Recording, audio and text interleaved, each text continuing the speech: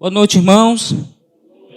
Nós vamos então passar para o nosso tempo de estudo da palavra e eu quero convidá-los nesta noite a estarem abrindo suas Bíblias no livro de Lucas, capítulo 12.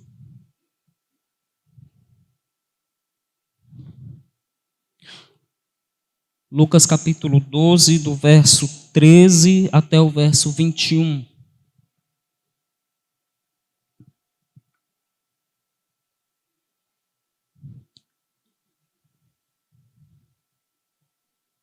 Lucas capítulo 12, do verso 13 até o verso 21.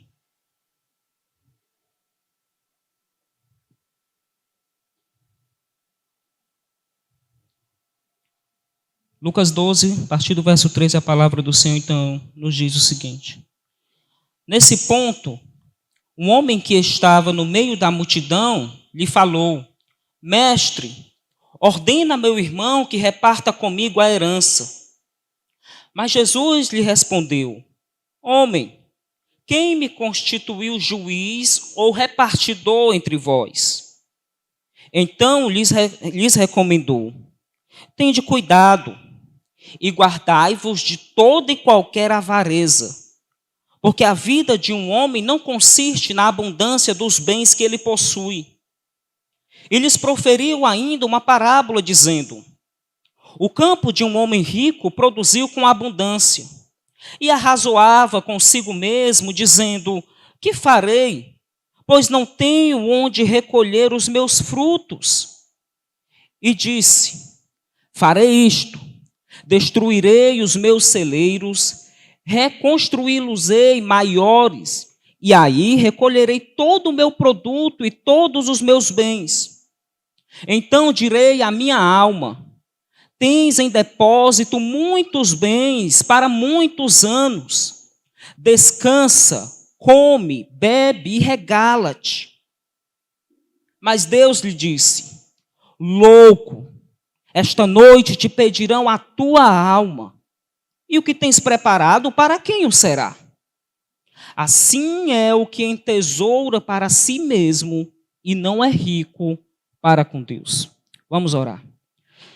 Senhor, nesta noite estamos aqui diante da tua santa palavra aberta diante de nós, dispostos a ouvir e a entender o que o Senhor requer para as nossas vidas nesta noite.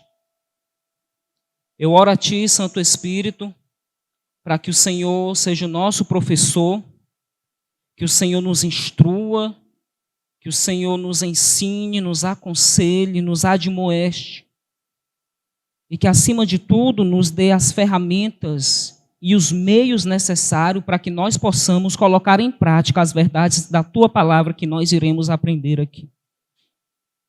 Eu clamo a ti para que o Senhor me ajude, me dê poder para propagar a tua palavra, doa quem doer, custe o que custar, mas que ao mesmo tempo o Senhor me use como instrumento em tuas mãos para abençoar a vida do teu povo. Que o Senhor receba a glória que merece. Em nome de Jesus. Amém. Se eu pudesse talvez dar um título para o estudo de hoje à noite, o tema seria Não Acumular, colocando o reino de Deus em primeiro lugar. Não acumular, colocando o reino de Deus em primeiro lugar. Irmãos, nós temos a tendência de achar que nós somos donos da nossa própria vida, ou de achar que nós podemos viver aqui neste mundo à parte de Deus, de deixar que as nossas vidas sejam governadas pelas vãs filosofias deste mundo caído, e pelas nossas crenças, pelas nossas pressuposições inflamadas de egoísmo, de idolatria e de orgulho. Mesmo tendo conhecimento da palavra de Deus, nós ainda caímos no grave erro de achar que nós somos autônomos, de que somos independentes e que assim nós podemos fazer o que bem entendermos e na hora que nós bem queremos. Acabamos seguindo por um caminho tortuoso, nós somos tomados pelos nossos desejos carnais, pelas nossas ambições, concentramos as nossas vidas e os nossos esforços para satisfazermos os nossos desejos pecaminosos. Buscamos e ansiamos as coisas aqui desta vida, pelas bênçãos terrenas, materiais, supérfluas e passageiras. Esquecemos de Deus, esquecemos da sua palavra, das suas promessas, esquecemos a nossa identidade de quem de fato nós somos, da nossa pátria. Deixamos e trocamos as coisas de valores grandiosos e eternos por coisas de valores mundanos, e que no final das contas só trarão grandes e graves consequências para nós. E assim nós vamos trilhando com essa falsa concepção sobre a vida, caminhando na estrada deste mundo, cantando a música do tio Zeca Pagodinho, no Deixa a Vida Me Levar, a vida leva eu. Sem se dar de conta que um dia estaremos diante do Senhor. Jesus, enquanto ele esteve aqui na terra, ele veio para colocar as coisas no seu devido lugar. Ele veio para ajustar as nossas vidas, ajustar o nosso foco, os nossos pensamentos, de que se nós quisermos de verdade segui-lo, nós precisamos aceitar e nos submetermos aos seus requerimentos. Obedecer a sua palavra, custe o que custar. O versículo 1 do capítulo 2, ele é um versículo muito importante, interessante, porque ele vai nos dar aqui a imagem do que realmente está acontecendo. E nos fornece aqui o contexto da passagem. Jesus, mais uma vez, ele está aqui diante da multidão. Ele está em mais um dia ativo de trabalho, ensinando o povo, repreendendo os fariseus, os intérpretes da lei. E o verso 1 vai nos dizer que ali, naquele momento, havia milhares de pessoas que estavam ali aglomeradas, a ponto de se atropelarem umas nas outras, de se esbarrarem umas nas outras, talvez até de pisarem nas outras pessoas. E Jesus se dirige aos seus discípulos e diz: olhem, cuidado com o fermento dos fariseus, que é a hipocrisia. Esse povo aqui era um povo controlado e censurado pelas autoridades daquela época. Eles eram obrigados a falar às escondidas, eram explorados pelos impostos romanos. E aí Jesus, ele vai animar o povo e dizer para que o povo não tenha medo desse tipo de gente. Jesus está preocupado com o seu povo. Ele está preocupado com os seus discípulos. E aí algo muito curioso acontece aqui no meio dessa multidão. E nós observamos isso no verso 13 do capítulo 12. Jesus estava ensinando e aí, de repente, do meio da multidão aparece alguém.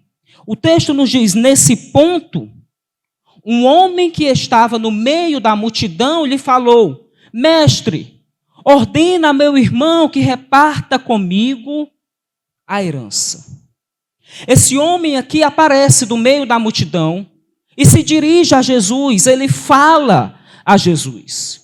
E uma pergunta importante aqui deve nos chamar a atenção: o que é que esse homem diz a Jesus? Por que que ele interrompe o Senhor Jesus? Esse homem aqui tem uma espécie de problema a ser tratado. E esse problema, aos seus olhos, precisaria ser resolvido logo, com uma certa urgência. E para a resolução do seu problema, ele se atreveria até mesmo a interromper Jesus, chamar a sua atenção e até mesmo dizer aquilo que o Senhor Jesus deveria fazer. A forma como ele se apresenta revela muito sobre ele, sobre quem ele é. A sua fala revela muito sobre quais eram as suas intenções. A maneira como a gente se comporta, como a gente fala, como a gente se expressa, age, revela muito do nosso caráter. revela e desmascara muitas vezes quem nós somos. E a maneira como nós nos dirigimos ao Senhor Jesus revela quem nós somos e quais são as nossas intenções. E aí esse homem diz: mestre, peça ao meu irmão que ele reparta comigo essa herança. Esse homem se aproxima de Jesus aqui não com uma questão para ser deliberada.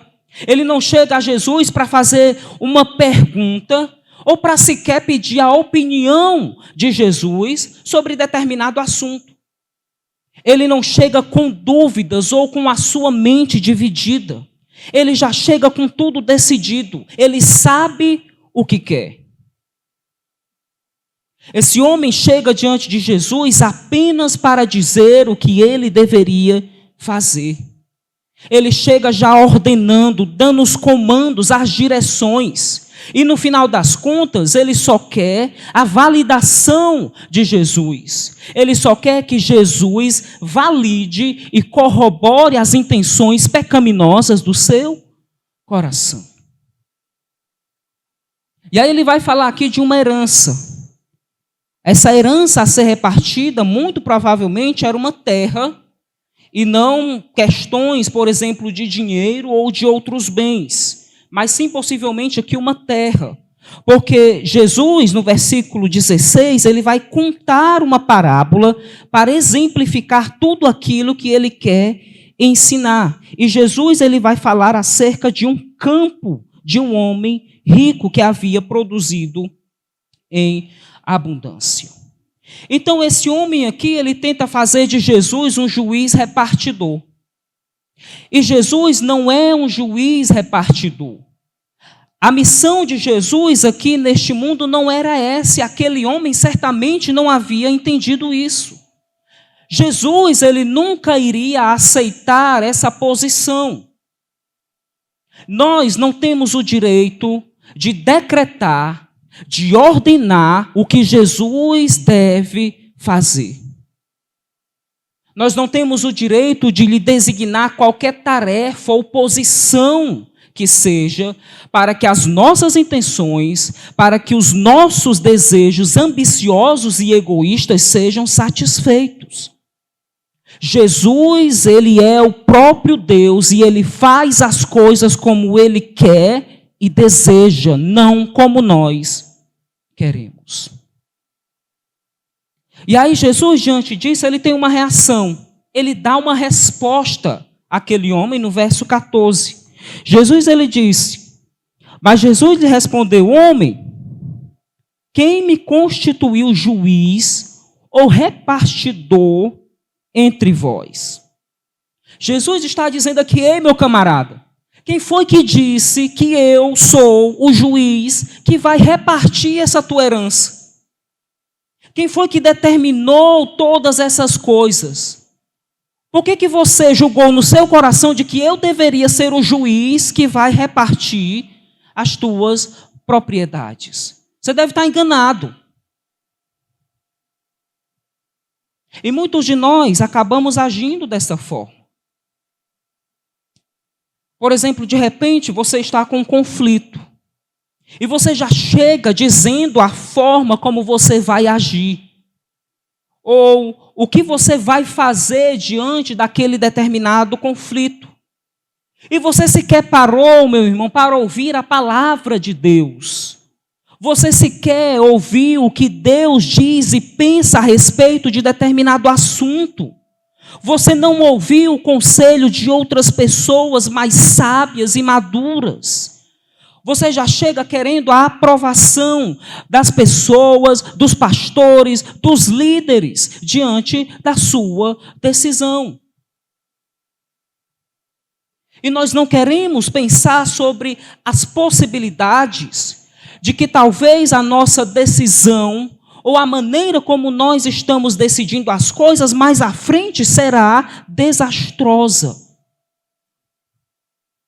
Nós achamos que simplesmente decidir as coisas, separar as coisas do nosso jeito, vai resolver tudo. E vai assim colocar um ponto final na história.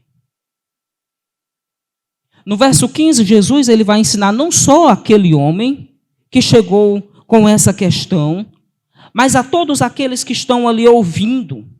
Ele diz assim: então lhes recomendou: tende cuidado e guardai-vos de toda e qualquer avareza, porque a vida de um homem não consiste na abundância dos bens que ele possui. Jesus, então, ele apresenta aqui 2 princípios, depois de questionar a atitude daquele homem. O primeiro princípio, Jesus, ele vai chamar aqui a atenção ou cuidado com a cobiça, com a avareza, com esse desejo incontrolável, insaciável. A nossa alma é desesperada. A nossa alma ela é ambiciosa pelas coisas desta vida. E muitos dedicam e concentram suas vidas na busca por aquilo que é inútil, por aquilo que é supérfluo, que é fútil, passageiro e que não tem valor algum, nenhuma importância. Nós perdemos tesouros eternos, perdemos as bênçãos que Deus nos dá, justamente porque nós consideramos os bens, as coisas que possuímos mais importantes do que a nossa vida, do que o nosso relacionamento com Deus. Jesus está dizendo: olha, tenha cuidado com a avareza, tome cuidado com essa cobiça. Jesus aqui ele está chamando a atenção para aquele movimento de você reter sempre mais, de você entesourar as coisas para si. O movimento aqui que faz o sujeito acreditar que quanto mais ele tiver, que quanto mais ele ganhar, quanto mais ele tirar vantagens, mais ele será feliz, mais ele será próspero, mais ele será bem-sucedido. E nem que para isso ele precise passar por cima das outras pessoas.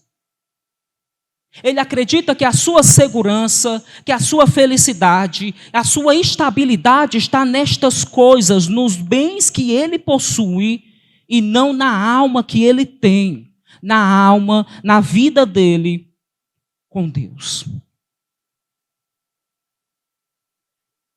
E Jesus nos ensina um segundo princípio. Ele diz: olha, não se preocupem com as coisas desta vida. Porque as coisas desta vida não são maiores do que a vida de um homem. Ele diz que as coisas desta vida, a vida de um homem não consiste na abundância dos bens que ele possui. Irmãos, nós reduzimos muitas vezes a nossa vida, a nossa identidade, o nosso ser com as coisas que nós temos.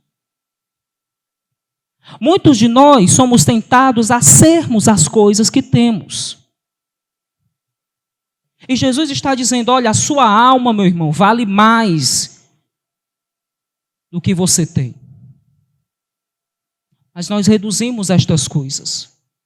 E achamos que quanto mais nós tivermos, mais seremos felizes e grandiosos. Quando nós identificamos a nossa alma com os nossos bens, nós acreditamos que quanto mais a gente acumular, mais a nossa alma será rica, será importante, grandiosa.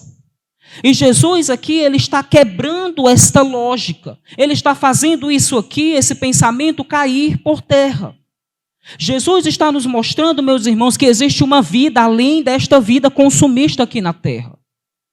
Jesus está levando os seus discípulos a focalizarem as suas vidas, as suas ações, os seus pensamentos naquilo que é eterno.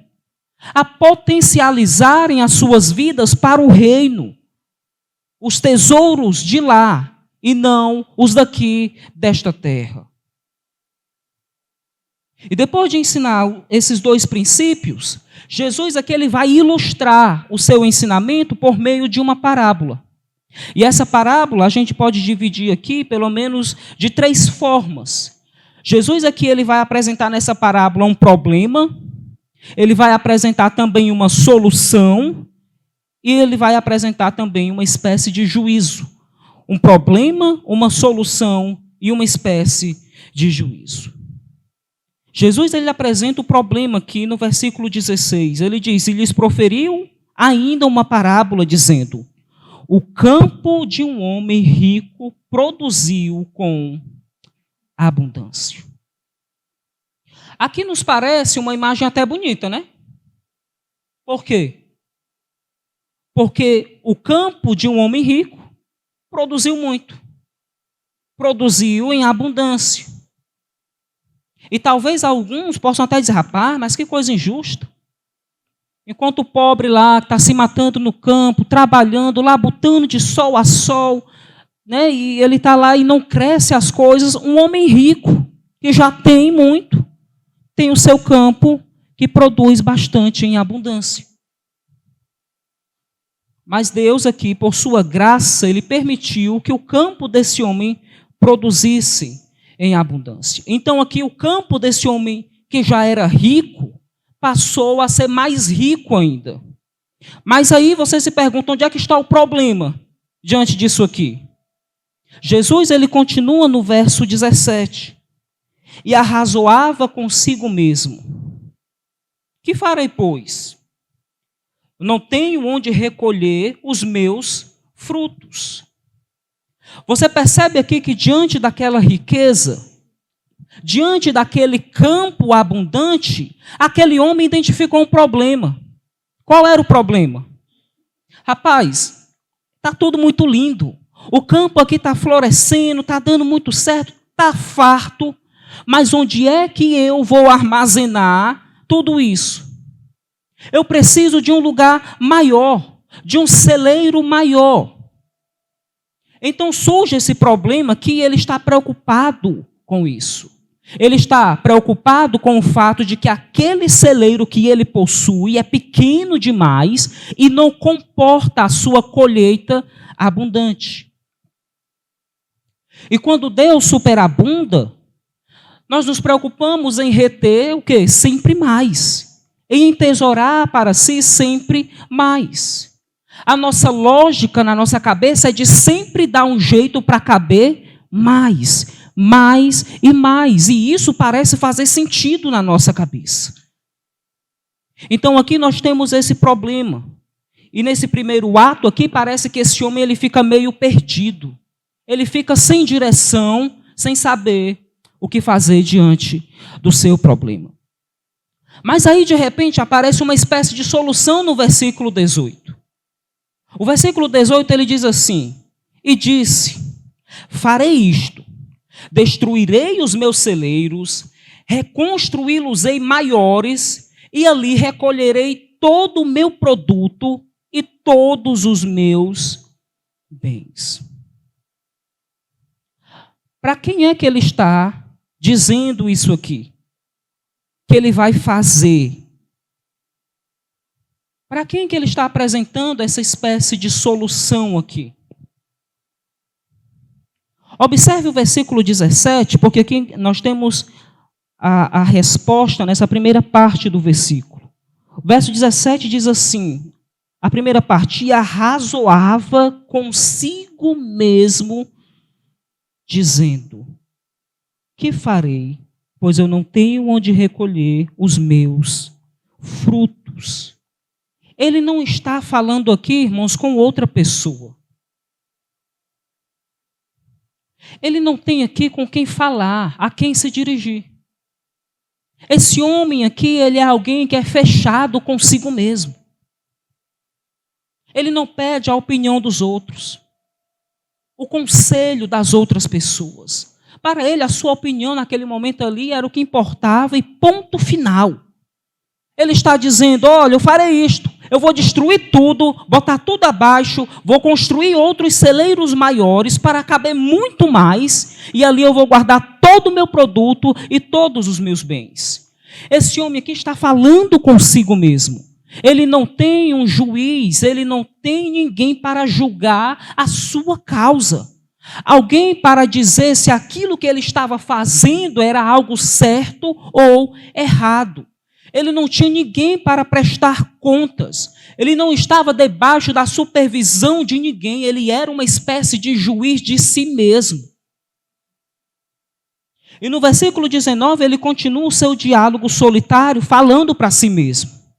Então direi à minha alma: tens em depósitos muitos bens para muitos anos. Descansa, come, bebe e regala-te. Observe como tudo isso aqui está centrado nele mesmo. Nós podemos observar aqui pelo uso dos pronomes possessivos. Ele percebe e diz: eu vou dizer a minha alma. Ou seja, a alma corrupta dele estava dizendo tudo o que ele já tinha tudo para ser ali bem sucedido. Ele já tinha alcançado as suas metas. Ele já tinha alcançado os seus objetivos de vida. Se tinha uma coisa que não ia acontecer, era que jamais aquele homem iria viver na miséria. Ele poderia curtir, beber, aproveitar bem a sua vida do jeito que ele quisesse, da forma como ele bem entendesse. E nós estamos aqui diante de um autocontentamento. Aquele sujeito que depois que conquista tudo, aquilo que ele gostaria de ter, então ele se contenta em aplaudir a si mesmo, em se vangloriar. Ele se contenta em louvar a si mesmo e dizer: ei, agora tu já pode tirar férias, meu amigo. Tu já pode descansar. Chegou a tua vez de sair da miséria, da humilhação e de ser exaltado. Tu aí que estava comendo o pão que o diabo amassou, os teus dias de glória chegaram, meu amigo. Você cumpriu as suas metas, os seus objetivos de vida, você conquistou tudo aquilo que você sempre quis. É Ele quem está determinando aqui todas as coisas, inclusive o fim, o desfecho de tudo. E a conclusão dessa história triste começa no versículo 20, quando nós temos aqui o terceiro e último ato, que é o ato do juízo. E é só aqui no verso 20 que Deus ele vai falar. Verso 20 diz assim: mas Deus lhe disse: louco, esta noite te pedirão a tua alma, e o que tu tens preparado, para quem o será? A primeira coisa importante aqui, meus irmãos, é que quem dá a última palavra não é aquele homem rico. A sua convicção, a sua crença de que tudo se reduz ao diálogo que ele vai ter consigo mesmo, com a sua própria alma, tudo isso aqui o cegou para o fato de que ele não era o juiz de si mesmo, de que ele não era o dono da sua própria vida, que os seus planos, as suas ideias e convicções, as suas crenças, os seus valores, os seus bens, precisava, antes de mais nada, passar pela peneira da aprovação de Deus. Porque no final das contas era Deus quem ia dar a última palavra. É o santo, reto e justo juiz quem dá a última palavra na história final das nossas vidas. E a última palavra que ele dá, muitas vezes para a nossa vida, é a morte. A morte aqui é o grande nivelador das nossas vidas. É a morte que faz as pessoas pensarem no porquê que elas gastaram tanto tempo, tanta energia em determinadas coisas que elas julgavam ser importantes nesta vida. O emprego, a faculdade, família, amigos, relacionamentos, bens, Todas essas coisas são de fato necessárias para nós vivermos aqui neste mundo, mas elas não são as coisas mais importantes da nossa vida. O Senhor Jesus está nos ensinando que enquanto nós estivermos aqui neste mundo, nós podemos sim, meus irmãos, nos beneficiar destas coisas. Mas nós não podemos deixar que estas coisas tirem o nosso foco daquilo que é eterno. A tirar o nosso foco do reino. Porque as coisas de lá são mais importantes e preciosas. E são elas que valem a pena porque elas possuem valores eternos. É a morte que nos faz despertar desse entesouramento do nosso ser, que nos faz despertar para essa idolatria do eu. Nós precisamos parar de pensar e viver como se as coisas girassem ao nosso redor. Nós precisamos parar de pensar apenas no nosso mundinho. Parar de olhar apenas para o nosso reino e passar a olhar para algo muito maior, que é o reino dele.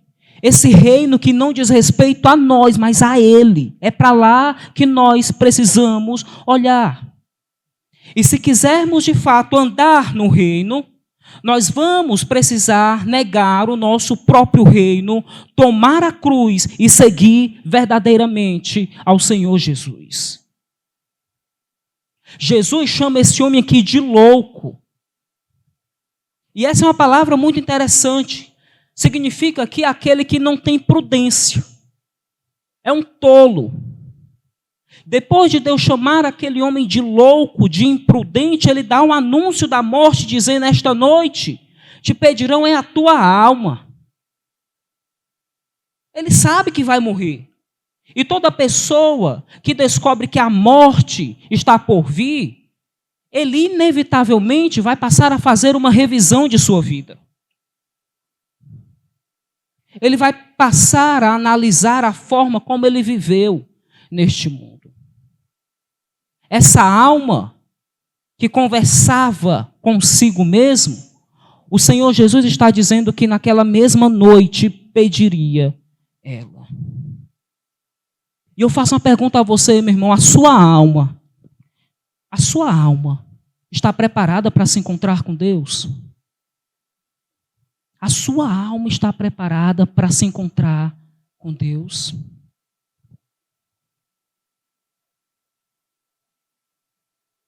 O Senhor, ele vai chegar até você,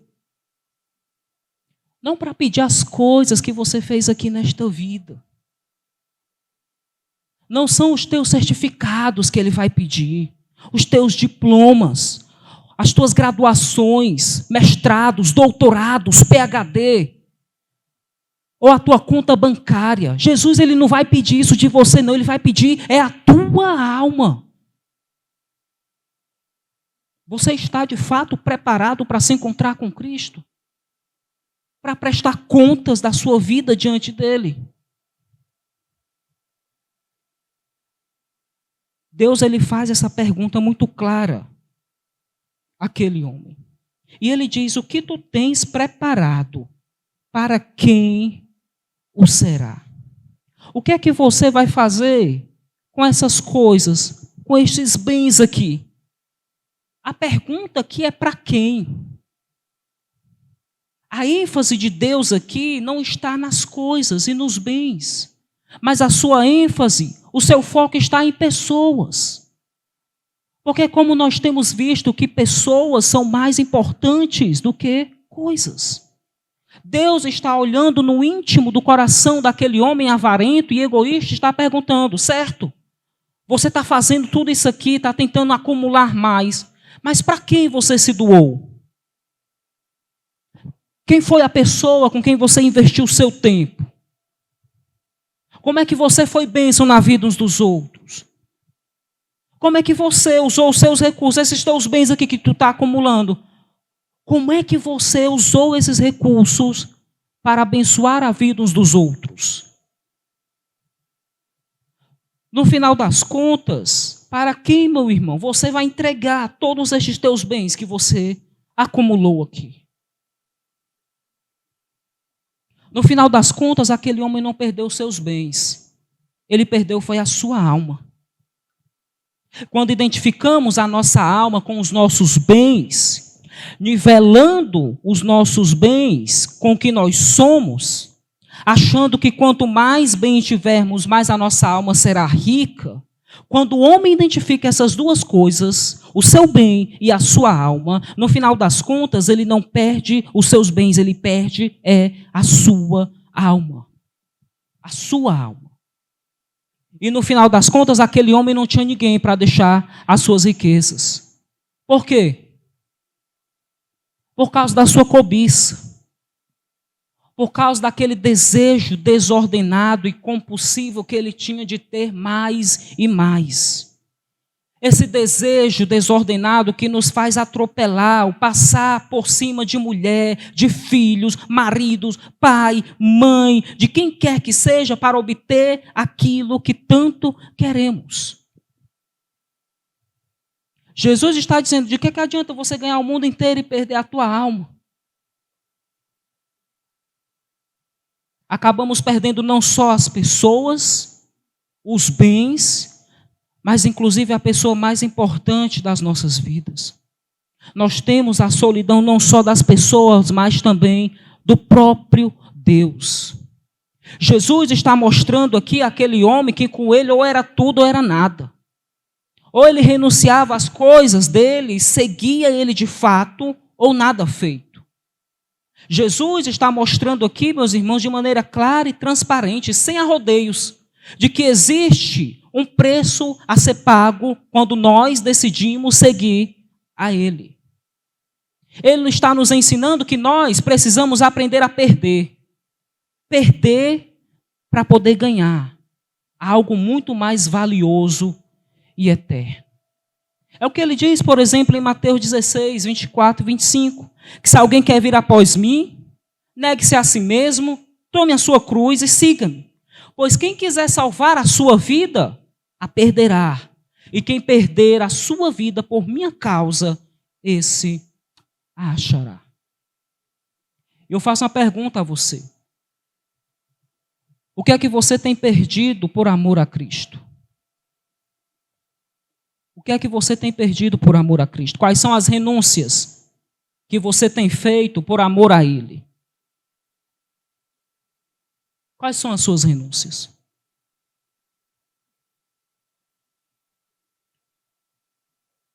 Em qual escala de prioridades da tua vida Ele está, neste exato momento? Jesus, ele encerra a passagem mostrando aqui a realidade, ou retrato, da vida daqueles que estão mais preocupados com os tesouros terrenos, com as coisas deste mundo, em acumular os seus bens, riquezas, do que buscar os tesouros de valores eternos. Ele encerra assim: é o que entesoura ou ajunta para si mesmo e não é rico para com Deus. Meus amados irmãos, todo o tratamento de Deus é sempre para refinar o seu povo, para fazer o seu povo enxergar que o Evangelho, que aquilo que o Evangelho nos ensina, é algo muito mais glorioso e maior do que nós podemos imaginar. O Evangelho e o reino é muito maior do que aquilo que nós venhamos a possuir neste mundo.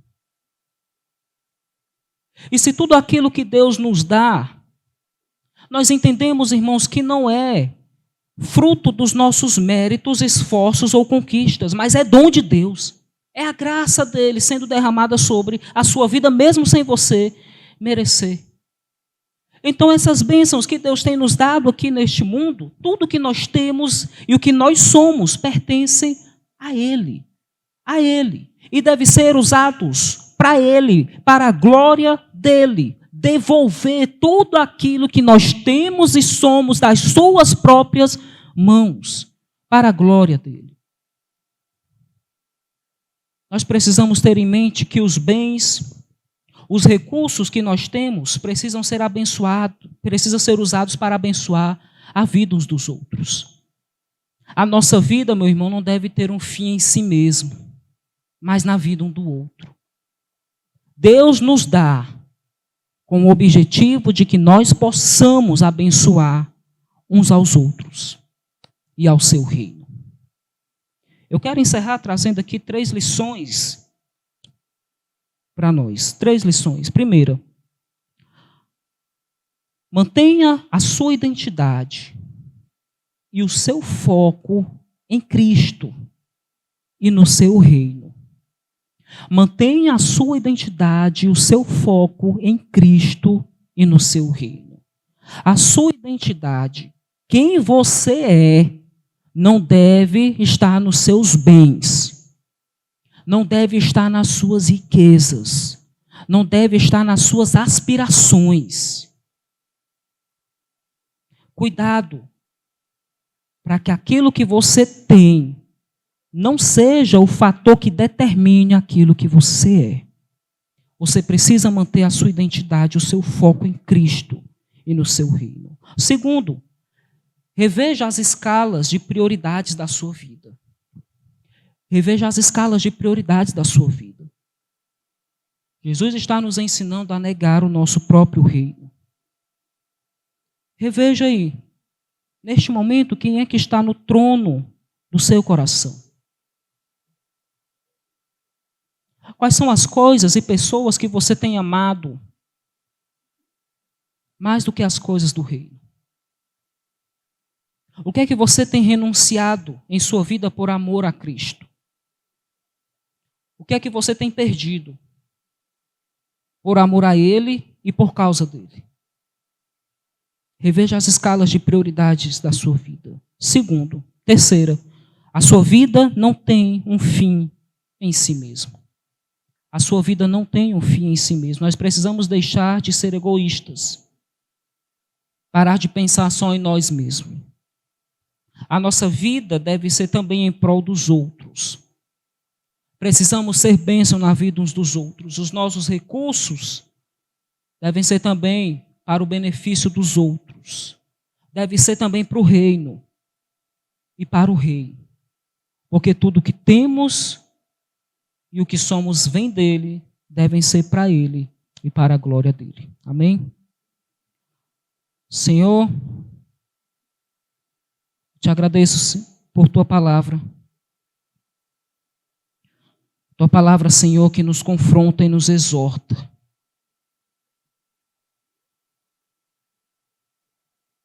Tua palavra que nos faz enxergar, ó Deus, a forma como temos vivido e andado neste mundo. Senhor, nos ajude e nos perdoe, porque temos sido tão egoístas, temos sido tão ambiciosos em desejar sempre as coisas daqui deste mundo, em permitir que estas coisas ocupem o trono do nosso coração, te destrone da nossa vida. E assim acabe nos levando, ó Deus, a perder o foco do teu reino. Deixamos de usufruir das bênçãos que o Senhor nos dá e nos oferece, as bênçãos celestiais. Ó Deus, tenha misericórdia de nós. Tenha misericórdia de nós, Senhor. E nos ajude a potencializar as ações das nossas vidas para algo mais importante, para algo que tem valor eterno, para o Senhor, para os nossos irmãos e para a tua glória. É o que nós te clamamos, ó Deus. Em nome de Cristo. Amém.